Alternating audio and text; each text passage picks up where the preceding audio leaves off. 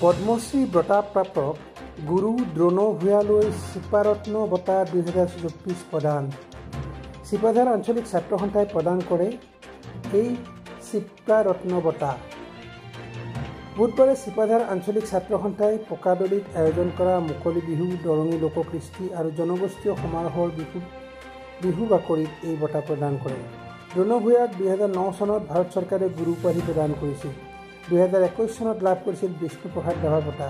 2024 চনত লাভ কৰিছে অসম গৌৰৱ বঁটা আৰু শেহতীয়াভাৱে লাভ কৰিছিল পদ্মশ্ৰী বঁটা। পদ্মশ্ৰী বঁটা লাভ কৰাৰ পাছত শিপাঝাৰ আঞ্চলিক ছাত্ৰ সন্থাই প্ৰথমবাৰৰ বাবে শিল্পীগৰাকীক প্ৰদান কৰে শিপাৰত্ন বঁটা 2024। বঁটা প্ৰদান অনুষ্ঠানত বিশেষভাৱে উপস্থিত আছিল অভিনেত্ৰী মেঘৰঞ্জনী মেধি। অভিনেত্ৰীগৰাকীয়ে বিহু অনুষ্ঠানত উপস্থিত থাকি বিহু দলৰ নাচনীসকলৰ লগতে নাচিলে এপাক কঁকাল ঘূৰাই।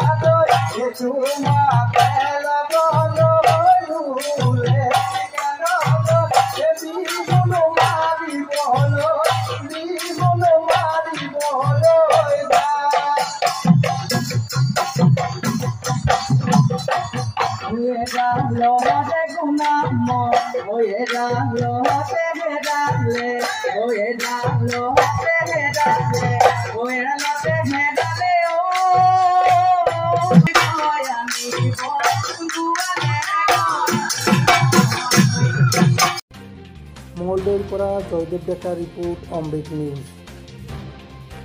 অমৃত প্ৰবাহ অসমীয়া সাপ্তাহিক কাকতৰ ডিজিটেল সংস্কৰণ অমৃত নিউজ, সত্যৰ সন্ধানত অমৃত নিউজ।